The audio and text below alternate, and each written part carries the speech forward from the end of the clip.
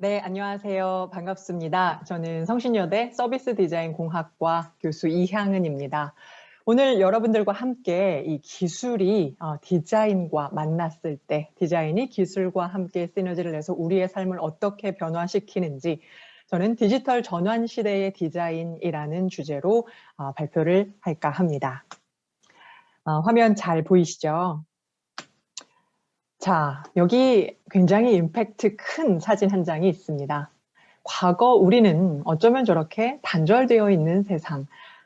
사실 우리 지구 반대편에 일어났던 소식이 전해지기까지 시간이 걸렸었던 그런 과거와 다르게 현재는 아시다시피 정말 신경망처럼 얽혀있는 오른쪽의 모습을 보실 수 있을 겁니다.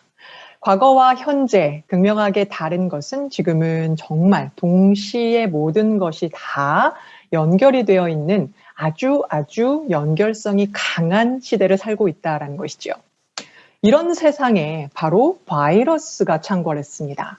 그러니 당연히 바로 옆으로 삽시간에 확산이 되었고 우리는 유례없는 팬데믹이라는 정말 팬데믹 상황을 맞으면서 모두가 다 정말 패닉 상태에 빠지게 됐습니다. 이렇게 모든 것이 연결이 되어 있는데 여기에 바이러스가 창궐했으니 당연하겠죠. 그러면서 우리는 지금 오늘 이렇게 벌어지고 있는 것처럼 언택트 사회를 살아가게 됩니다. 벌써 2년 꼬박 언택트 사회를 살고 있고 지금 우리는 언택트 강연으로 이 디자인 토크 세미나를 하고 있습니다. 여러분, 언택트라는 단어는 사실 제가 매년 집필하고 있는 트렌드 코리아 2018에서 처음으로 선보인 신조어였습니다. 그런데 제가 이 말씀을 꼭 드려야 하는 이유가 2018 키워드로 나오려면 2017년에 집필이 된 거예요. 저희는 2017년에 이 단어를 만들면서 당시에 팬데믹 전혀 예상하지 못했습니다. 코로나 절대 몰랐습니다. 다만 당시의 사회 상황과 기술의 변화 속도가 언택트 사회, 즉 비대면 사회를 당길 것이다, 만들 것이다. 그것을 더 빠르게 촉진시킬 것이다. 라는 의미에서 언택트라는 단어를 만들게 됐었습니다. 당시에 그 최저임금이 인상이 되기 시작을 하고요. 또 디지털 키오스크 같은 것들이 패스트푸드점에서 등장을 하기 시작을 하고요. 자영업 기반이 위축이 되기 시작을 하고 이별도 카톡으로 하는 것이 편한 10대, 20대들의 새로운 소통 방법. 이런 모든 것들, 오포 비즈니스의 성장, 당시의 상황들이 그것이 지표가 되어서 앞으로 비대면 사회가 더 빨라질 것이다 라고 그래서 그것을 우리는 언택트라 한다 라는 단어를 만든 거였습니다. 그런데 놀랍게도 정확히 2년 후 우리는 이 언택트라는 단어를 코로나 시대에 맞춰서 사용하고 있습니다. 지금은 뭐 연일 사용을 하고 있고요. 그냥 너무나 당연한 단어가 되었다라는 건데요. 항상 기술이라는 것이 그랬던 것 같습니다. 17, 18세기 당시에 통계학이 등장했을 때만 해도 사람들은 이 불확실한 내일, 알 수 없는 미래에 이 뭐라도 조금 정말 알 수가 없는데 이거 뭐 어떻게 준비해야 하지? 라는 것을 준비하는데 통계학이 상당히 많은 부분을 해결해 줄 것이다 라고 믿었었다라고 이 심리정치, 한병철 씨는 심리정치 그의 저서에서 말을 하고 있습니다. 그것이 그 자리를 그때 어떻게 됐나요? 그 통계학이 진짜 우리의 미래를 알 수 없는 미래를 해결해주고 있나요? 그렇진 않습니다. 하지만 그것이 조금 더 진화되고 진보되어서 지금은 빅데이터 시대를 살고 있죠. 물론 어느 정도는 환상 그리고 어느 정도는 실제로 상당히 많이 개발 중이고 그것이 우리의 삶을 바꾸어 놓고 있는 중이기도 합니다. 그리고 그것은 조금 더 나아가서 AI, 드디어 인공지능까지 이어지게 됩니다.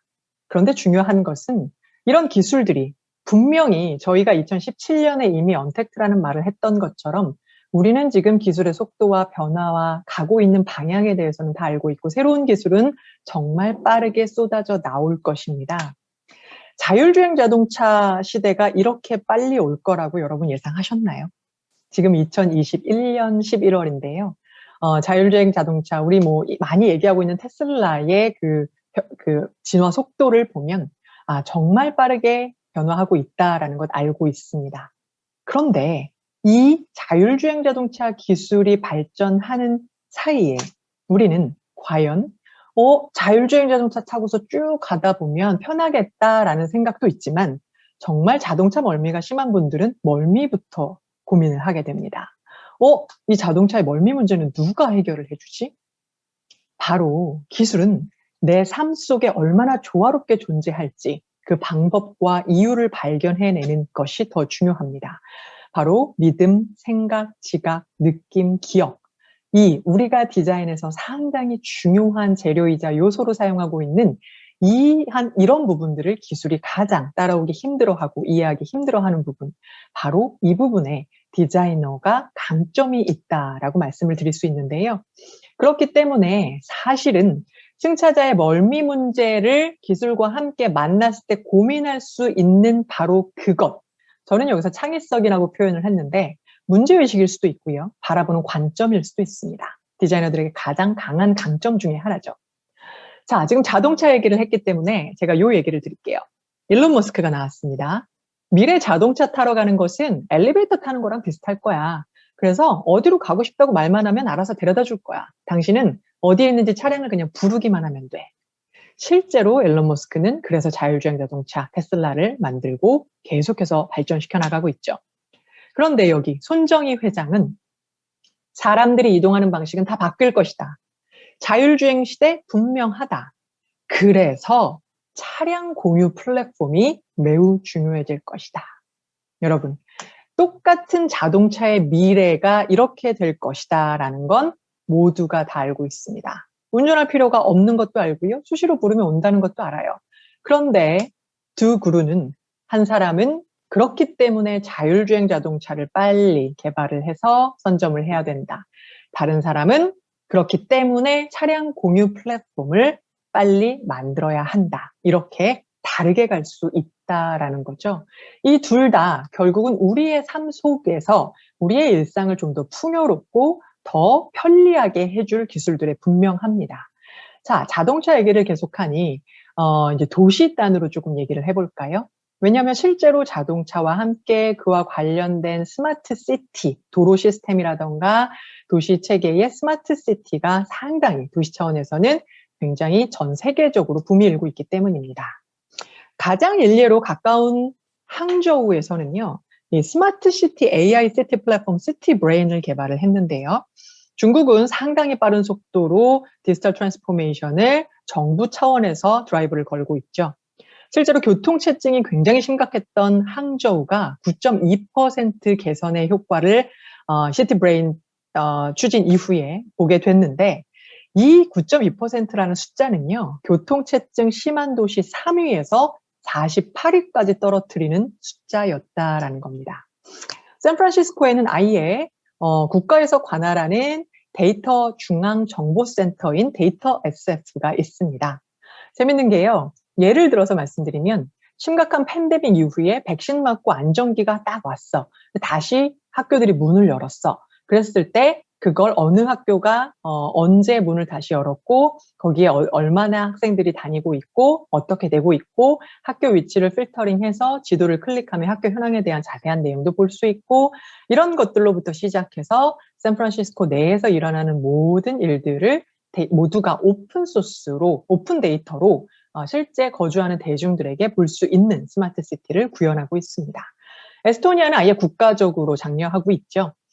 이솔루션 생태계 환경을 구축하고 있는 나라 중에 하나인데 여기는요. 어느 정도냐면 아이가 태어나면 그 정보가 병원에서 바로 출생신고 기관으로 데이터가 보내집니다.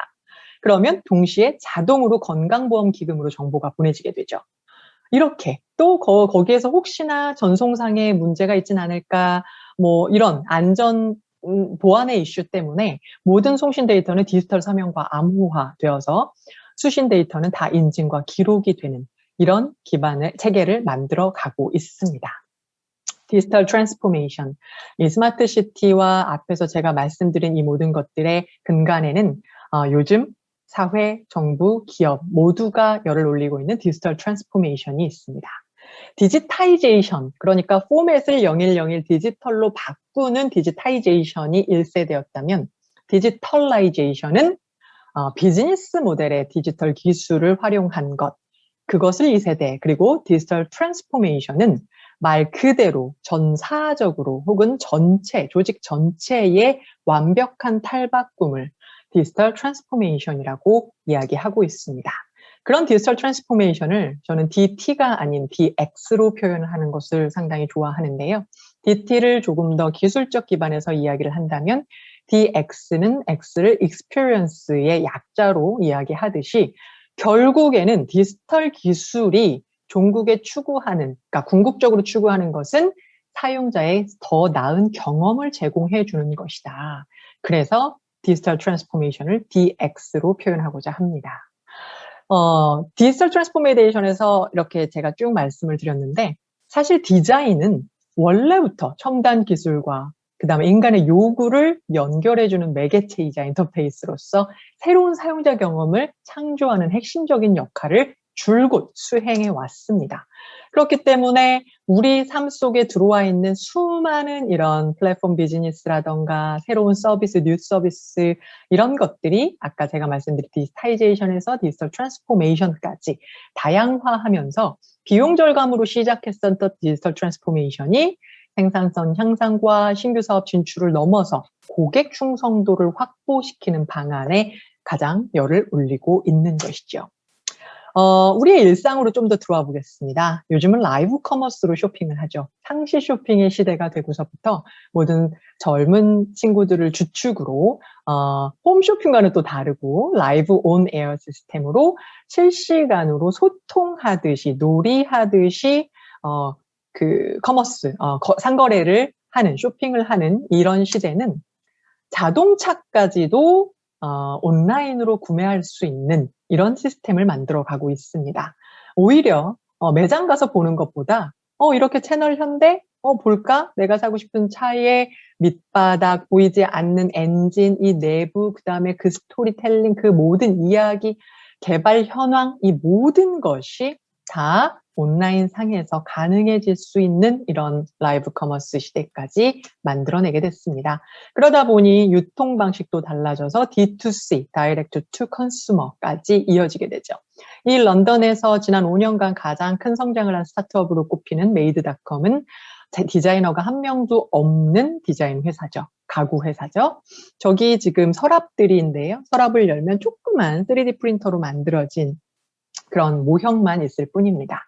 누구나 다 크라우드 펀딩을 통해서 그리고 그 프리랜서 디자이너들이 가구 디자인을 올리면 거기서 펀딩을 하고 공장에 직발주를 해서 소비자에게 바로 배송을 해주는 D2C 방식이 활발하게 진행되고 있습니다.